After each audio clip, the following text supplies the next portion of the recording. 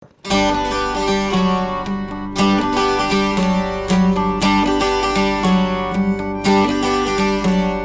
parks, through streets, by will, by feet, I'll follow back to where I come from.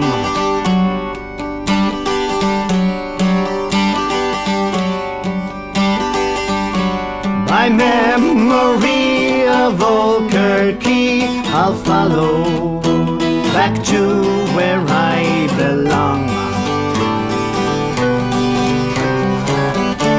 I'm traveling back pages of my mind. I'm traveling to see what I can find left behind.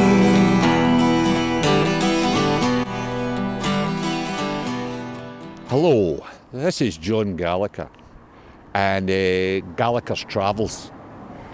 As you see, we're outside Kirkintilloch. This isn't a history of Kirkintilloch. It's a history of me in Kirkintilloch. Because as the years have went past, Kirkintilloch's got bigger. But to me, it's still the wee village that I grew up in. And hopefully I can add to the knowledge that other generations can look back and think, oh, is that where that came from? Is that why it's like this? Why it's like that? So just join me in the journey through it. Hopefully you'll enjoy it.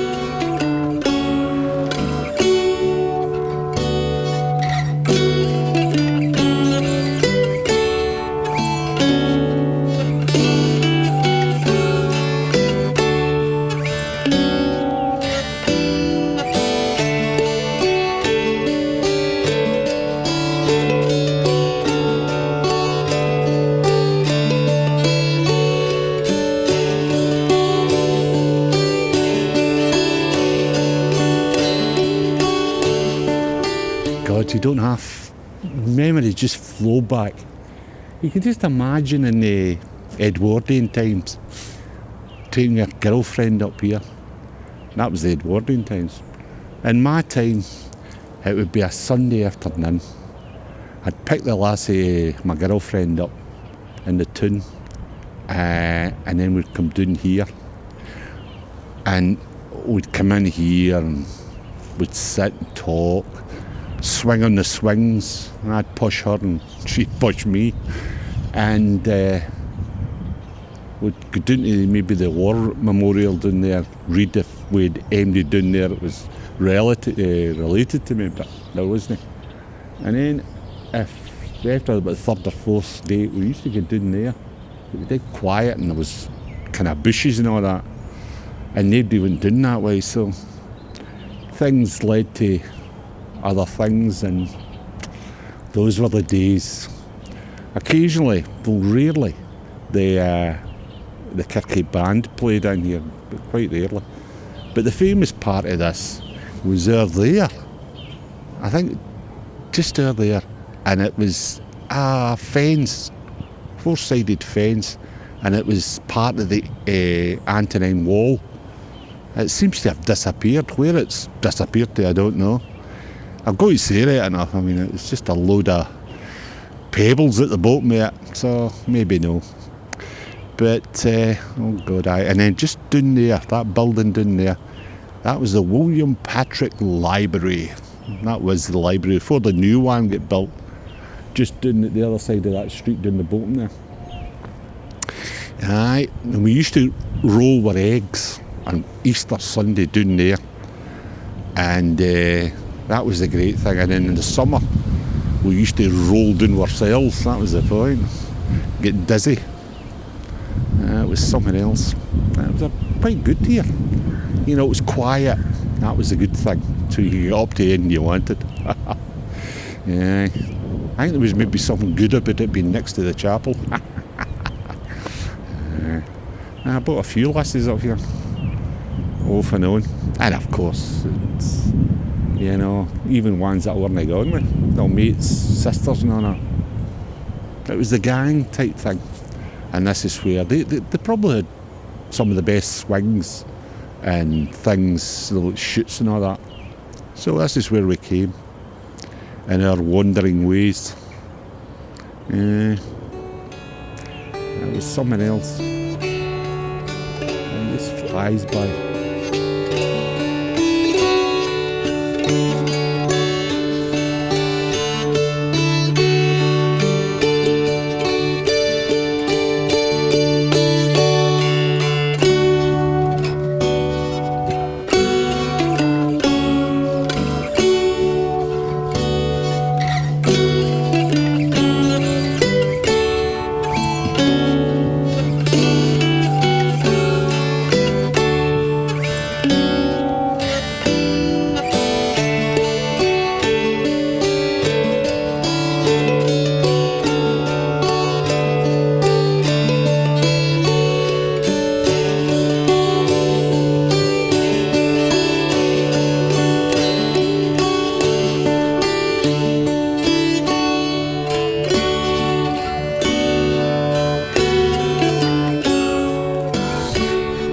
This is St Ninian's Catholic Church.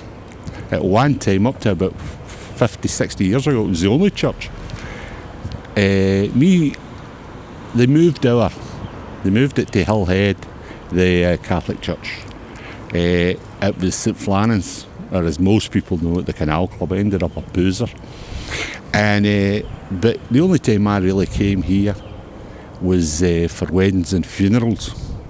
Especially funerals. No, the weddings were a long time ago. But I got the best one was my uncle. He got buried. Great man, very funny.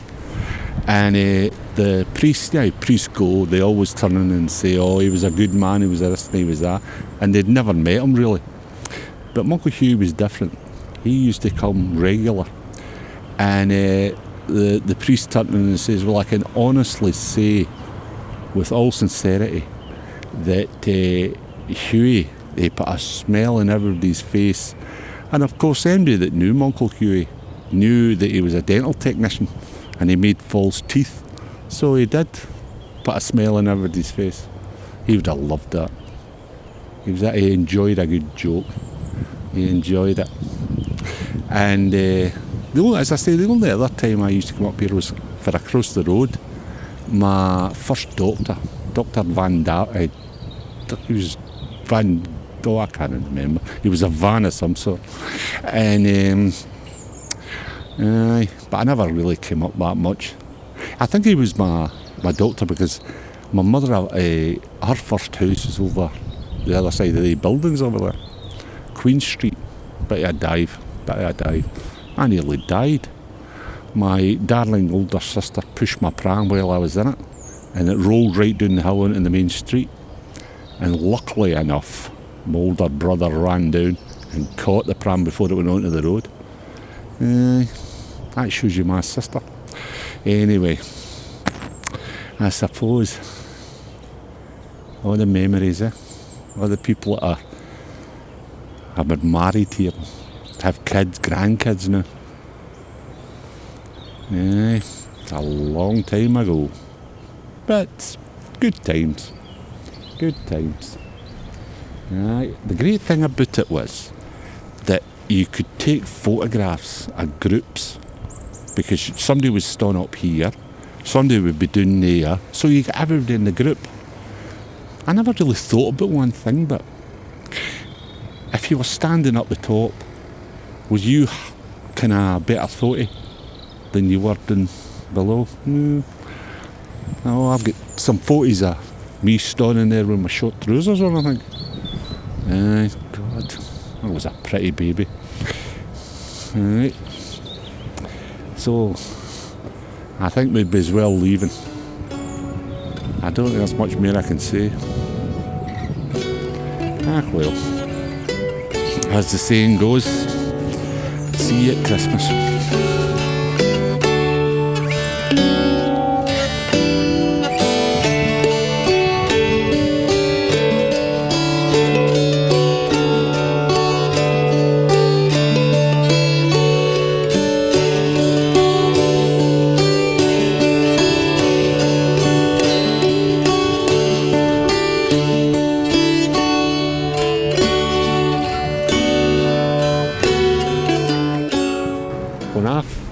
first here, this place, they've rebuilt all the full street.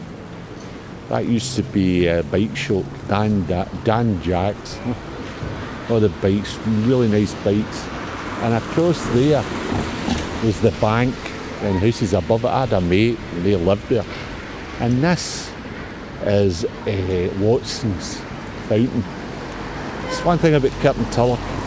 There are so many fountains. It's quite ironic when you think about it, because it was a dry town for years. And that thing over there, the Broadcroft, that's the pub, the hotel. And when it was built, the reason why it's called David Donnelly's place is because he was the man that built it. I remember going there for late nights. The late night was 10 o'clock. And we used to have to stand outside to get in. And the two people that would let you in were his two sons. Nice enough guys. It's New Smiths, I think it's called. I don't know. And then at that place there was the kind of main shop for Kirky.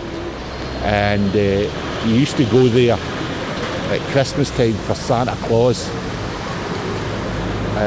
First time I came up here, it was I used to come up to Mrs. McHugh's for the papers. Well, that had been there for years. You actually walked in and went down onto the soil. And the first thing it hit you was all the bikes hanging from the ceiling. And I always wondered about that. Aye. And then one of my first haircuts was a guy across the road. And I went in, it was all dusty and kind of cobwebs. And he got the chair and he put a bit of plank across it for me to sit on.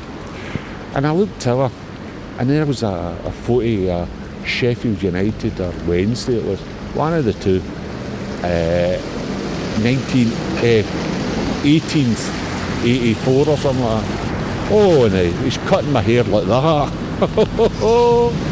Yeah, God almighty. Yeah, it's the nearest I came to a John Wayne film. You know, that scalped. He didn't look Indian, you know what I mean?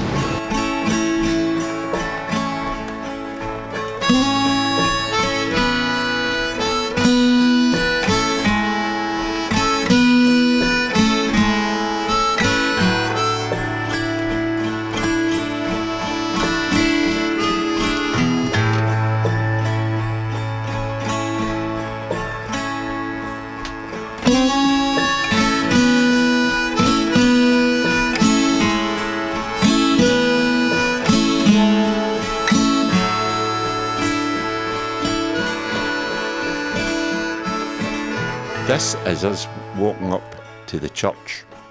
It's the oldest part of Captivate. And this is the edge of the Roman Empire. Just 100 yards up there is where the Antonine Wall was. And next to it is the Barney. I think that's how you pronounce it. Which was basically the council chamber, I would gather. Though when I knew it, it was R.S. McCall's below, and it was my father's lawyers above. No, don't think I was ever in it. And that's where I used to get my bus to Glasgow. And I was running up the hills and running up the Cowgate, depending what way the buses were coming. And across the road there used to be a pub called Casper's. And I got drunk there one day, and it was a Saturday afternoon, and for some unknown reason I walked past the toilets, right down the stairs, walked right across the road, up the stairs, and started peeing up against a tree. The next thing I know, two surly constables asked me what I was doing. I turned round, but luckily enough I didn't do anything to their legs. But they were going to charge me, and I just started my nurse training. And I thought to myself, I pleaded with them not to charge me. And luckily enough, they seen I was drunk and I probably didn't want to do the paperwork. So they let me off with it.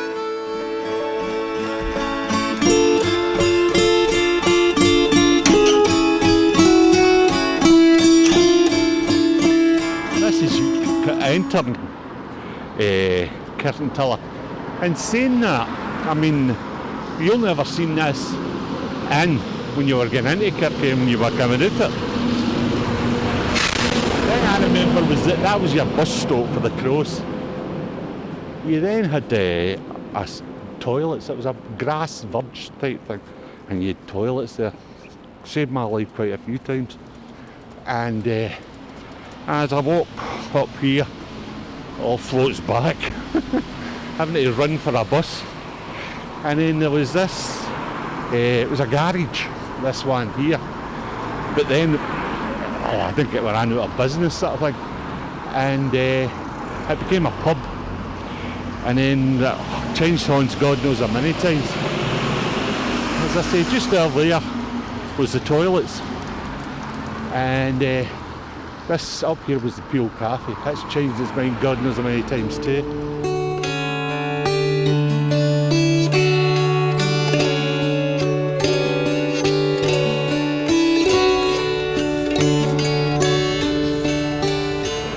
Alright, cobbled streets. This must have been, God knows when this was built, but it's early. This must be in the 20s, if no earlier. For all the years I lived in Kirkentilla and I ran about it, I never knew this place existed till a couple of years ago. It's quite, it's how you would think Kirkentilla must have looked in its early days. When, as I say, in the 20s, before most things in Kirkentilla, before it built into a massive town. This was where it all started, I suppose. People living in these houses, maybe 5 or 6 there, are rooming on this. I don't know where they would work. Probably the shops.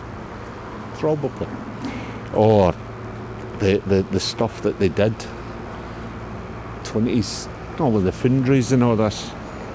I don't know who built them, but it's just weird to me. Look, the cobbled. I've probably been there for easily well over a century, I would think. It was a close, and that's what you look at. You wonder the people who lived in these places.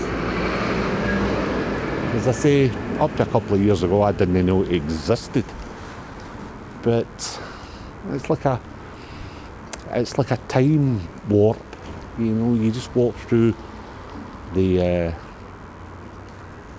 tunnel and come down, and this is what hits you. And it kinda takes you back an awful long time. You wonder about the people, of course. You wonder where they are.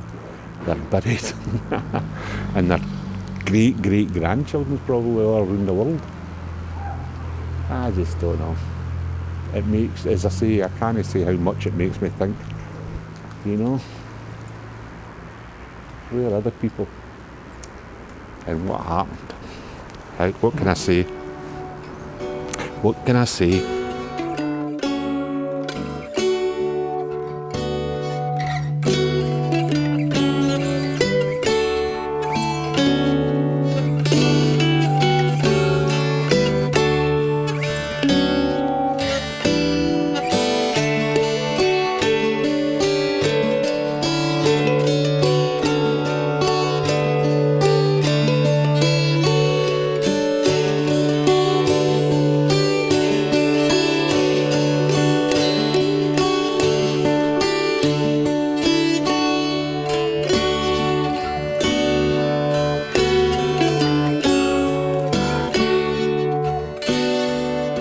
Right, this is Kirky Town Hall.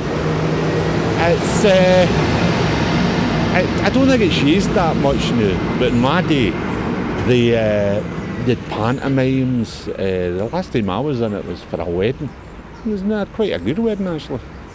And then the times before that, there used to be a guy that ran a disco, but basically it was just a place to fight. Luckily enough, I didn't get into it all, but there's some corkers. But there's a stage, and there was always some clown up on the stage, and he would jump into the fight. The problem was they knew this is what he would do, so somebody put their fist up, and he went straight into it. He was renowned for his second prizes. He got into every fight under the sun, but he always ended up getting beat up. The guy who ran it, he owned a foundry just out by the old bus garage, the town hall. This was where Everton went on, but I think it's kind of out of favour now, because I think it's fallen down. I think there's a lot of money being put into the reconstruction, but as you can see, it's kind of worn away a bit. But apart from that, there were some corkers in there.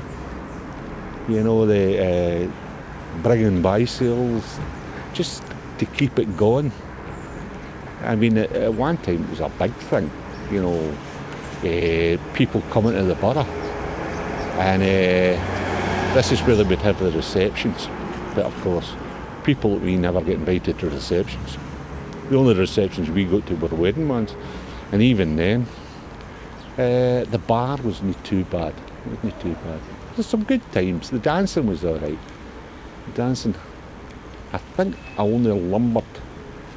I might have lumbered two.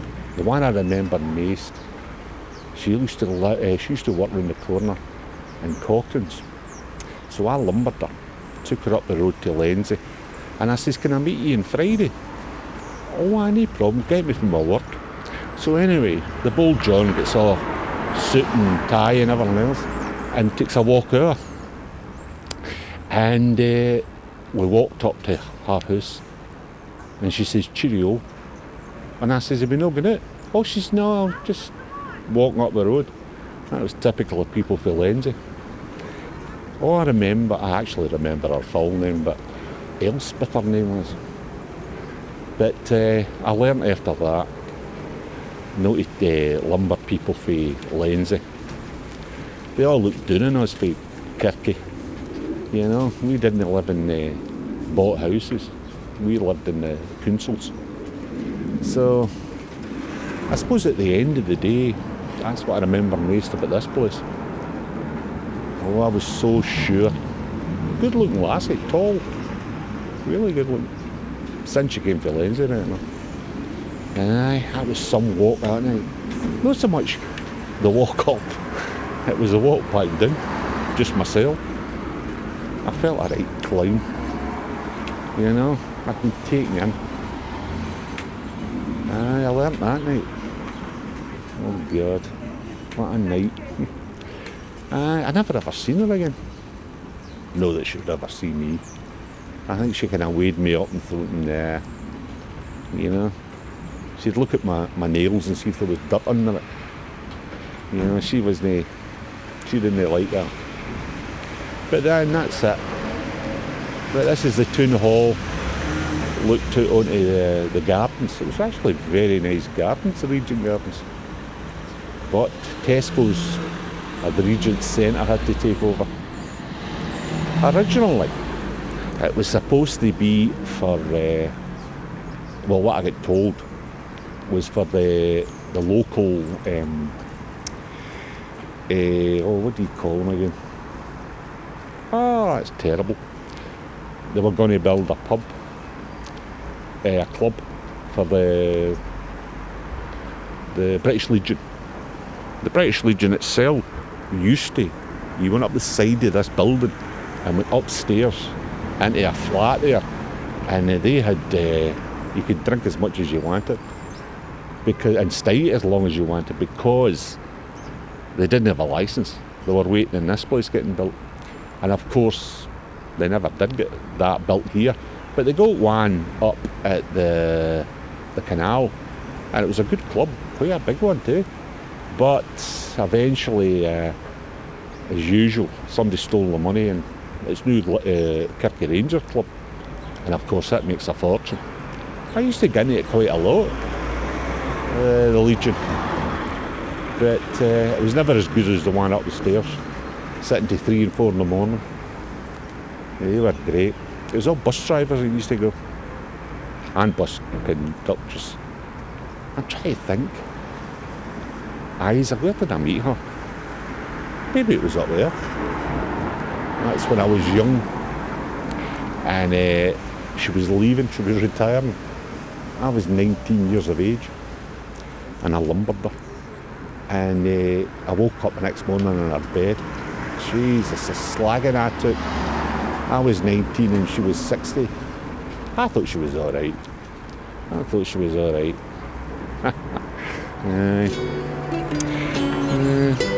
The plan should be here.